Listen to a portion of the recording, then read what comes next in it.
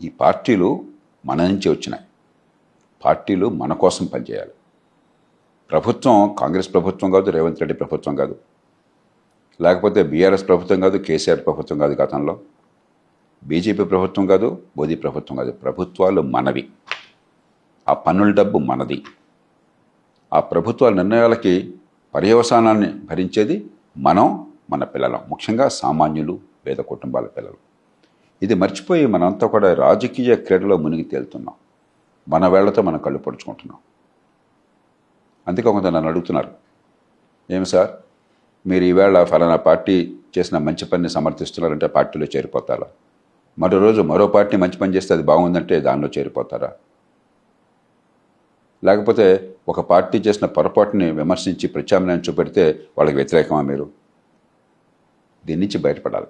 రాజకీయాలు మన జీవితం కోసం కానీ మన జీవితం రాజకీయం కోసం కాదు.